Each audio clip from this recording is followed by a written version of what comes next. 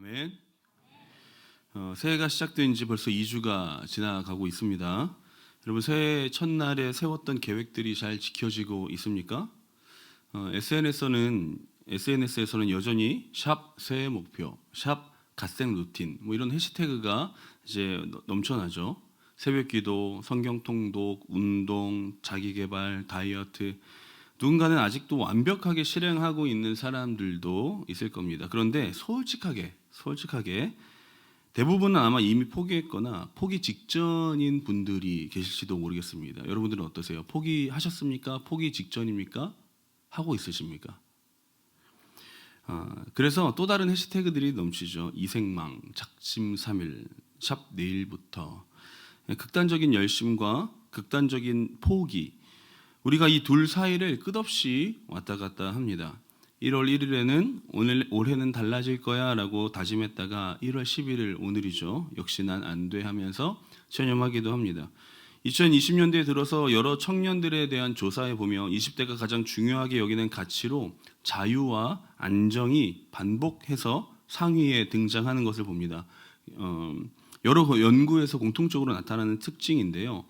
한국의 청년들을 조사해 보니 많은 20대가 내 인생을 내가 선택하고 싶어라고 말하면서도 동시에 그 선택의 결과가 두렵다라고 말하는 것이죠. 자유는 간절하게 원하지만 자유가 가져올 책임과 결과에 대해서는 책임지고 싶지 않고 무서워한다는 것입니다. 이것이 단순히 요즘 세대의 성격이 아니라 하나님 앞에서 자유라는 것을 온전히 감당하지 못하는 인간 존재의 딜레마겠죠. 여러분 솔직하게 자유롭게 살고 싶다고 말하면서 선택의 순간이 오면 회피하지 않습니까? 대학 전공을 결정할 때 한번 생각해 보십시오. 이게 진짜 내가 원하는 것인가 질문하다가 결국 뭘 보고 결정해요? 대학교 이름, 취업률을 보고 정하기도 합니다. 취업을 준비할 때 나는 뭘 잘하는 사람인가 물으면서도 결국에 우리는 최대한 안정적인 기업에 원서를 내는 거죠. 연애할 때도 결혼할 때도 마찬가지 아니겠어요? 그래서 우리가 이렇게 삽니다. 아직은 아니야. 조금 더 준비하자. 조금 더 확실해지면 그때 결정해 볼게. 그러니까 자유는 원하는데 결정은 미룬다는 것이죠. 선택은 내가 지금 당장 하고 싶은데 책임은 지기 싫어하는 상황이라는 겁니다. 이렇게 우리가 양극단을 왔다 갔다 해요. 어떤 날은 갓생을 살다가 어떤 날은 이생망이라고 말하죠. 새벽기도를 다짐하고 성경 통독을 계획해서 세우고 모든 걸 통제하고 완벽하게 관리하고 최선의 선택만을 하려고 하지만 며칠 지나지 않아 무너져서 어차피 난 안 돼. 난 원래 이래. 그냥 대충 살자. 이 둘 사이를 우리가 살아간다고요. 왜요? 왜 그럴까요? 우리에게 기준이 없어서 그런 거예요. 여러분 항공기 조종사들이 경험하는 것 중에 하나가 공간 정의 상실, 공간 정의 상실이라는 현상이 있습니다. 구름 속을 날거나 야간에 비행을 할 때 조종사가 지금 자기가 위로 가고 있는지 아래로 가고 있는지 오른쪽으로 돌고 있는지 왼쪽으로 돌고 있는지를 감각을 완전히 잊어버린다는 거예요. 그러니까 몸의 느낌으로 난 잘 수평으로 날아가고 있는 것 같은데 실제로는 45도 기울어져서 땅으로 처박히고 있는 중일 때도 있고요. 잘 가는 것 같은데 사실 완전히 위로 올라가는 경우도 있다고 합니다. 이럴 때 조종사가 자기 감각을 믿고 조종을 하면 어떻게 되겠어요? 추락하겠죠. 딴 데 가겠죠. 그래서 항공기에는 반드시 여러분들 들어보셨겠죠? 자이로스코프라는 장치가 달려 있습니다. 비행기가 아무리 기울어지고 흔들려도 항상 수평을 유지해주는 어떤 장치죠. 폭풍이 불고 난기류를 만나도 이 장치는 전혀 흔들리지 않습니다. 그래서 조종사는 자기 느낌이 아니라 이 계기판을 보고 비행을 해야 되는 거예요. 외부의 상황이 아무리 요동치더라도 내 감각이 아무리 혼란스럽다고 하더라도 변하지 않는 기준이 완벽한 기준이 있어야 우리가 올바른 방향을 정할 수 있다는 것입니다. 지금 우리 세대가 필요한 게 무엇이겠어요? 이거 아니겠습니까? 뭐가 진짜 자유인지 어디까지가 책임인지 어떻게 살아야 하는지 알지 못하는데 내 느낌으로는 잘 살아가고 있는 것 같은데 사실은 추락하고 있을 수도 있는 것 아니겠습니까? 갓생을 외치지만 사실은 이생망으로 강화하고 있는 중일 수도 있다는 것이죠. 그래서 흔들리는 거예요. 남들이 갓생하면 다 그 길 따라가고 남들이 포기하면 나도 다 포기해버리는 것. SNS에서 보이는 완벽한 루틴하고 내 삶을 비교해 가면서 죄책감에 빠졌다가 결국에 난 안 되라면서 자빠져 버리죠. 자이로스코프가 없는 비행기처럼 변하지 않는 기준이 나의 삶을 움직이고 있는 것처럼 느껴진다는 겁니다. 그럼 이게 당연한 거예요, 사실. 우리는 그렇게밖에 원래 못 삽니다. 왜냐하면 우리에게는 완벽한 선택, 올바른 선택을 할 수 있는 능력이 전혀 없기 때문이죠. 미래를 알 수도 없고 모든 결과를 예측할 수도 없고 실패하지 않을 확신도 우리 안에 없는 거예요. 그러니까 우리가 어떤 선택 앞에서 겁내는 건 당연한 것이죠. 그럼 우리가 생각해 볼 게 하나가 있는데, 그러면 우리는 평생 이렇게 흔들리는 감각만 믿고 결정하지 못한 채 살아가야 되겠습니까? 우리에게도 자이로스코프 같은 변하지 않는 절대적인 기준이 있어야 되지 않겠습니까? 오늘 전도서를 봤는데요. 전도서를 기록한 솔로몬 왕은 인생의 끝자락에서 이 질문과 씨름했습니다. 모든 걸 다 가져본 사람이에요. 지혜도, 부도, 권력도, 쾌락도 다 경험해봤습니다. 그리고 이 솔로몬 왕이 내린 결론이 뭐예요? 솔로몬 그 전도서를 보면 이렇게 시작합니다. 헛되고 헛되니 모든 것이 헛되다. 인생의 모든 것이 헛되다는 걸로 귀결된다면, 여러분 우리가 도대체 무엇을 바라며 무엇을 기준으로 살아가야 한다는 말입니까? 바로 그때 솔로몬이 청년들에게 놀라운 말을 콕 집어서 이야기하는데, 우리 11장 9절 읽어볼까요? 다 같이 시작. 청년이요,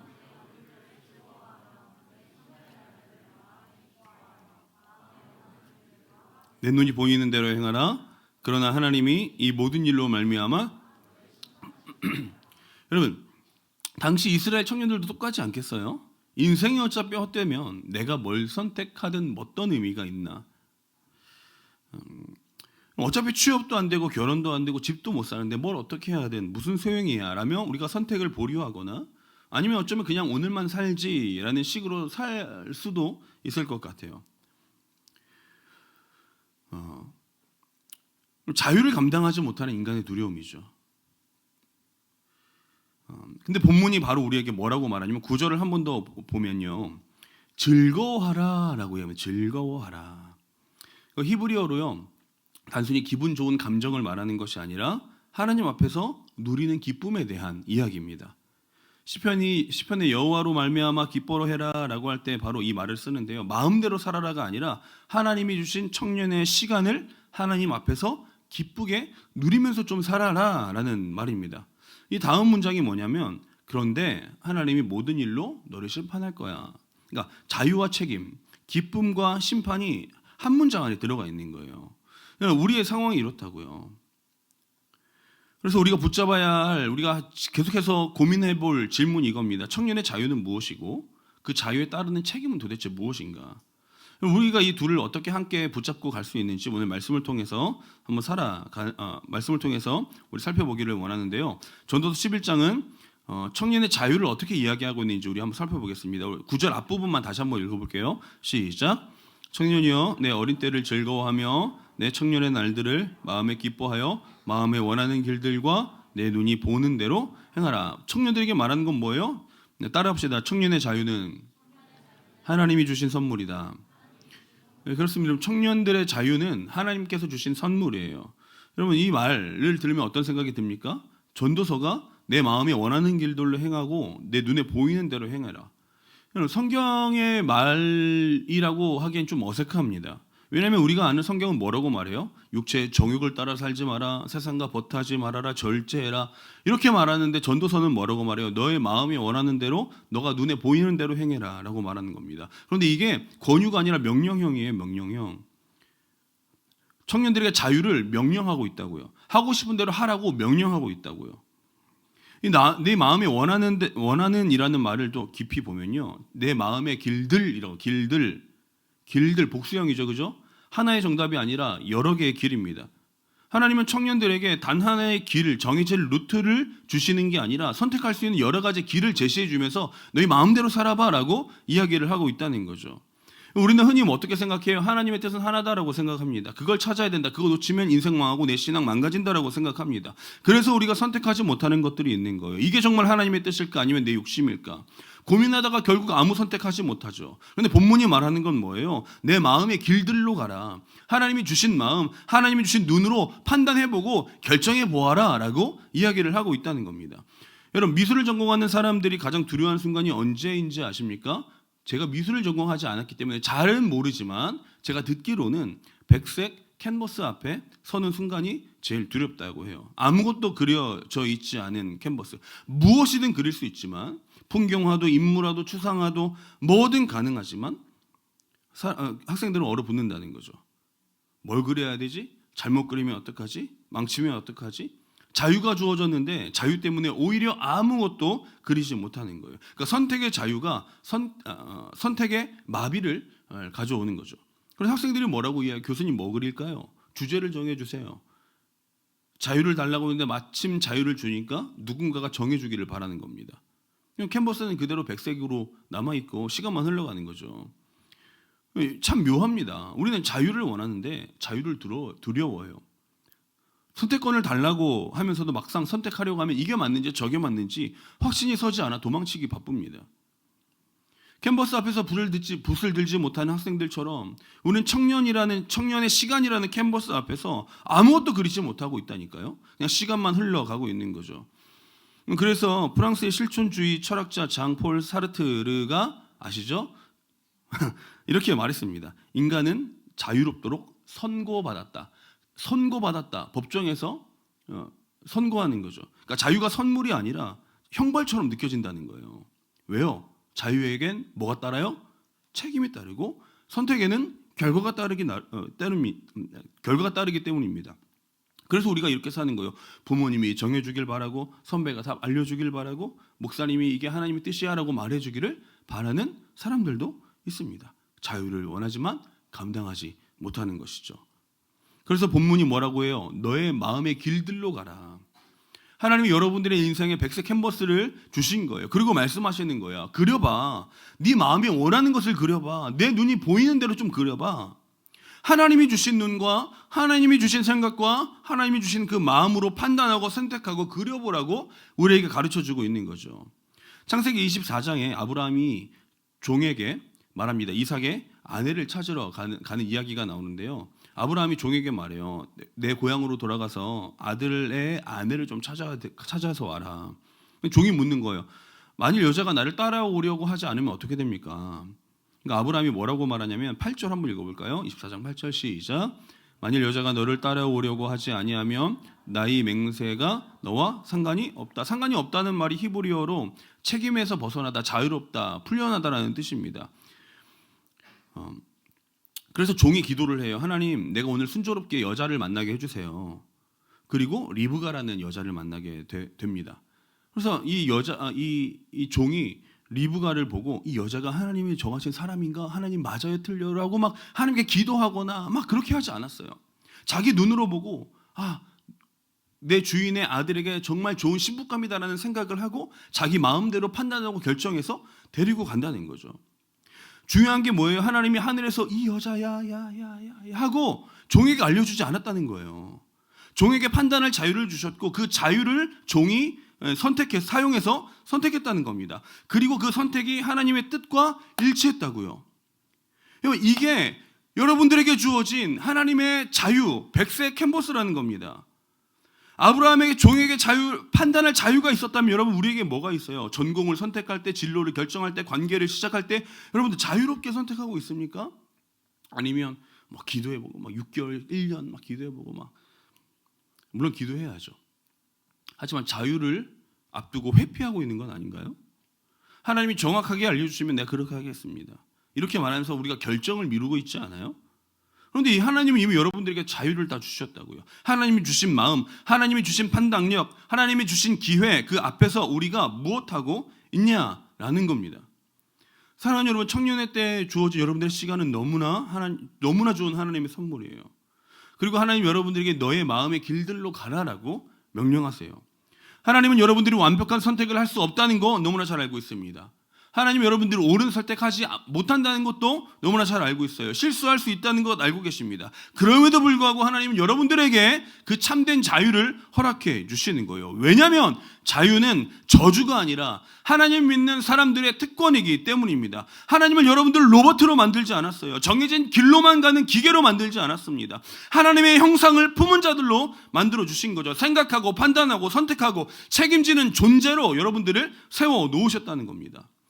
청년 시절은 그래서 자유를 가장 넓게 누릴 수 있는 때입니다. 부양할 가족도 없죠. 아직 지켜야 할 자리가 크지도 않습니다. 실패해도 일어설 수 있어요. 청년의 때는 하나님이 여러분들에게 주신 아주 놀라운 특권이자 선물이라는 것이죠. 그런데 본문 여기서 끝나면 참 좋겠는데, 그죠? 이렇게 끝나지 않는다는 게 문제예요. 두 번째, 여러분 이 자유에는 무엇이 따라올까요? 9절 후반부 읽어봅시다. 시작.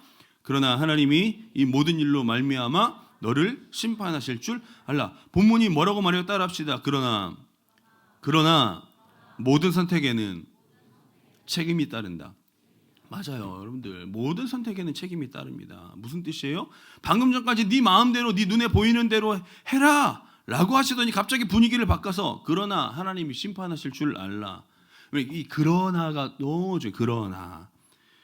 우리나라 말은 그러나인데 원어로 보면요, 그러나 확실히 알고 있어야 돼라고 말하는 거예요. 그러니까 경고하시는 거죠. 그러니까 자유는 주시되 그 자유가 방종이 아니야라는 겁니다. 너의 마음대로 살되 그 선택의 결과를 너가 책임져야 해.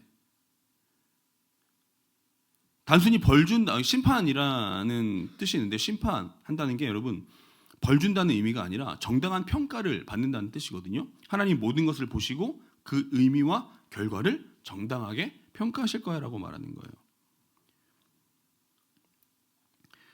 우리는 흔히 이렇게 생각합니다. 이 정도는 괜찮겠지, 작은 거니까. 하지만 본문이 말하는 건 뭐예요? 이 모든 일로 말미암아. 이 모든 일로 말미암아. 하나님은 모든 것을 기억하세요.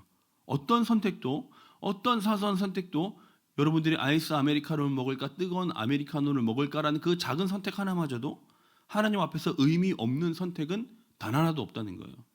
그래서 청년의 자유는 특권이지만 책임입니다. 그런데 여러분 우리가 이 책임을 어떻게 다뤄요? 솔직히 말하면 책임은 피하고 자유를 누리려고만 합니다. 일단 해보고 안 되면 말지 뭐. 나중에 후회하고 그때 회개하지 뭐. 여러분들 이런 생각해보지 않으셨어요? 어차피 믿어서 천국 가면 죽기 직전에 믿으면 되지 않겠냐. 그런 생각해보신 분들도 있을 것 같은데, 여러분 심리학에서 말하는 정상성 편향이란 말이 있습니다. 그러니까 위험한 상황이 와도 설마 나에게 그런 일이 있을까라는 생각이에요. 그러니까 그래서 대비하지 않는 마음을 말하는 겁니다. 그럼 심리학과 계시나요? 그럼 제가 틀린 말해도 모르겠네요. 그렇죠? 정상성 편향이라는 말이 있습니다. 설마 나한테 그런 일이 일어나겠어 하면서 아무 대비하지 않는 거죠. 2014년 세월의 참사가 있었죠. 많은 학생들이 무슨 말을 들었어요? 가만히 있어라 라는 선장의 말을 듣고 움직이지 않았습니다. 설마 나에게 어떤 일이 생길까 하는 마음 때문이죠. 그 설마가 비극을 만들어냈어요. 우리 영적 삶도 마찬가지예요. 설마 하나님이 내 작은 것까지 다 보시겠어? 설마 하나님이 내가 오늘 짜장면 먹을까 짬뽕 먹을까의 고민을 보시겠어? 이 정도로 내 인생이 무너지겠어? 우리는 우리의 책임을 설마라는 단어로 다 덮어버려요. 그런데 본문이 말하는 건 뭐예요? 반드시 안다고 하나님 말씀하시고 있는 거예요. 책임을 회피하지 말고 정면으로 마주해서 책임지라라는 거죠. 사무엘상 15장에 보면 사울 왕의 이야기가 나와요. 하나님이 사울 왕에게 명령하세요. 아말렉을 쳐서 모든 것을 진멸해라. 남녀, 어린아이와 가축까지 다 죽여라라고 명령하십니다. 근데 사울이 뭐랬어요? 백성과 함께 양과 소의 가장 좋은 것들을 남겨두었습니다. 그리고 선지자 사무엘이 찾아왔을 때 어떻게 변명해요? 백성이 양과 소의 최상품을 남겨두었습니다. 왜냐하면 여호와 하나님께 드리려고요. 사울이 자기 선택을 정당했어요. 하나님께 제사 드리려고 한 거예요. 좋은 의도였어요. 하나님의 뜻이었어요. 근데 사무엘이 뭐래요? 사무엘상 15장 22절 다 같이 읽어보겠습니다. 시작. 사무엘이 이르되 여호와께서 번제와 다른 제사를 그의 목소리를 청정하는 것을 좋아하심같이 좋아하시겠나이까. 순종이 제사보다 낫고 듣는 것이 순양의 기름보다 낫다. 여러분 사울의 문제가 뭐예요?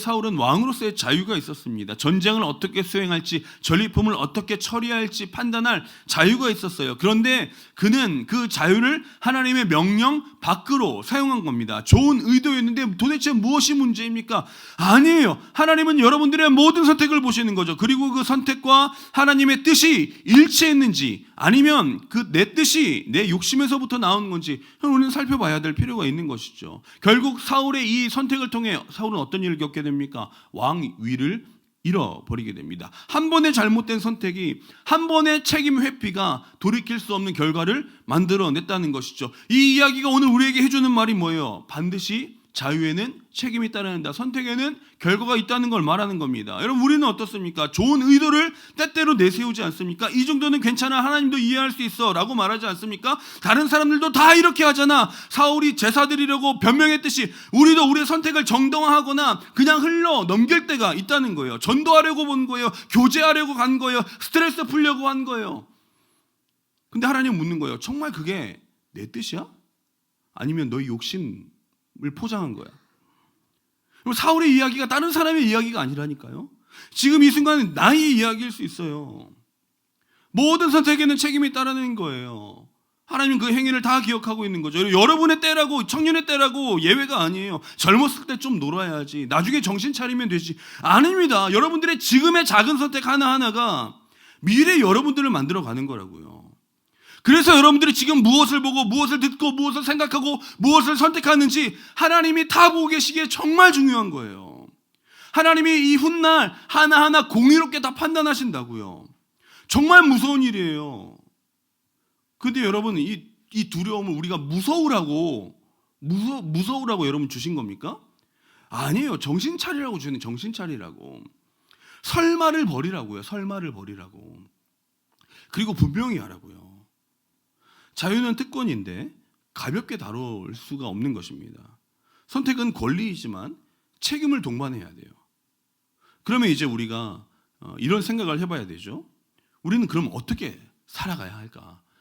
자유도 있고 책임도 따르는데 그럼 나는 어떻게 살아야 하는 것인가?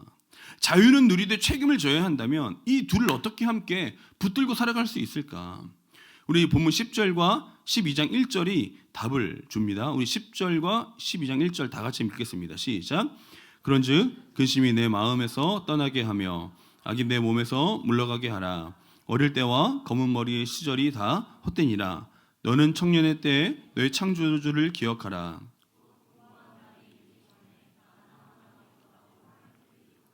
본문이 말하는 건 뭐예요? 따라합시다. 청년의 때에 창조주를 기억해라. 창조주 하나님을 기억하는 겁니다. 여러분, 기억하다는 게 뭔 뜻이에요? 머리에 있는 걸 떠올리는 뜻이 아닙니다. 기억해서 행동하다, 기억해서 회복하다라는 뜻을 가지고 있어요.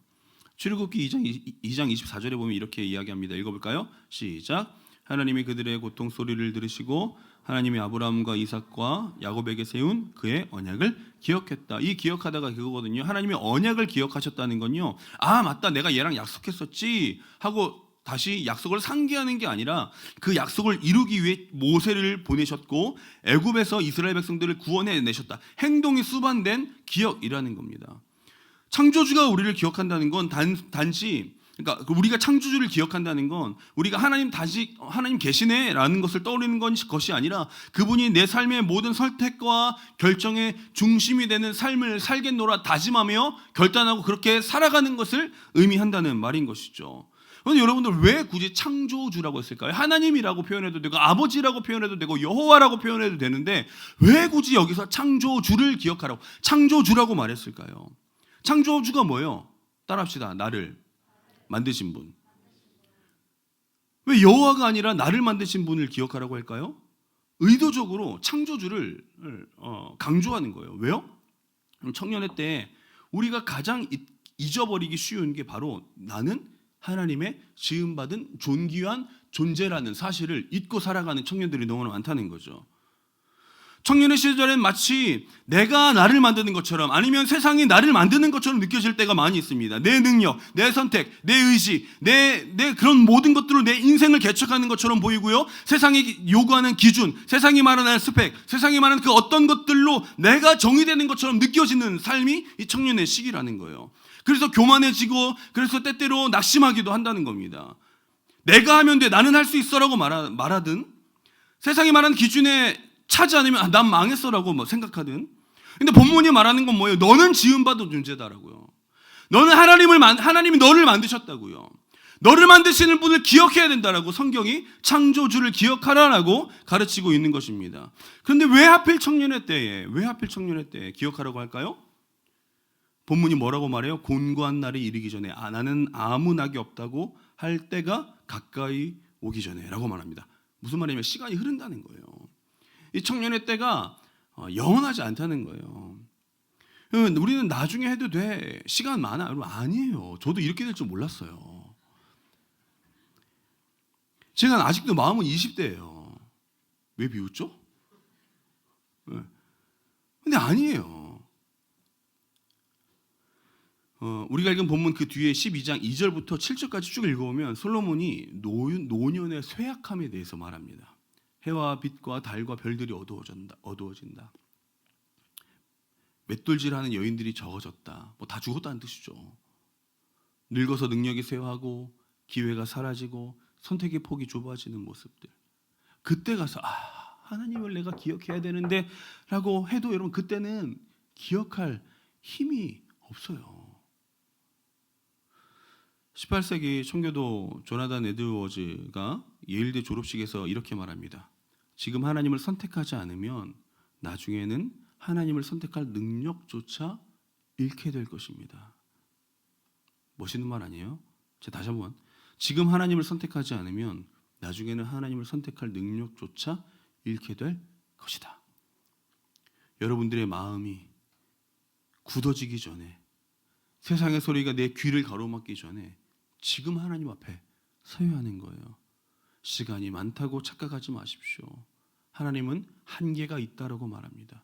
그러니까 나중이 아니라 지금이요. 나중이 아니라 지금. 언젠가가 아니라 청년의 때예요. 청년의 때에 창조주를 기억한 사람이 있습니다. 다니엘 아시죠? 10대 후반, 많아야 20대 초반에 바벨론 포로로 끌려가게 됩니다. 다니엘 앞에 펼쳐진 상황은 절망밖에 없었죠. 나라는 망했고 성전은 불탔고 부모와 가족은 뿔뿔이 흩어졌고 자기는 낯선 땅에서 포로로 끌려왔습니다. 그런데 바벨론 왕이 다니엘에게 기회를 주죠. 왕국의 음식을 먹고 바벨론의 학문을 배우고 3년 후에 왕을 섬기는 공무원이 되어라. 엄청난 특혜였습니다. 포로의 신분에서 왕의 신하가 되는 거죠. 그런데 다니엘이 뭐라고 말해요? 다니엘 1장 8절에 뭐라고 되어 있어요? 읽어볼게요. 시작. 다니엘은 뜻을 정하여 왕의 음식과 그가 마시는 포도주로 자기를 더럽히지 아니하리라 하고 자기를 더럽히지 아니하도록 환관장에게 구했다. 다니엘은 10대 청년이었어요. 어렸어요. 세상 물정 모릅니다. 그런데 그가 한 게 뭐예요? 뜻을 정했다고요.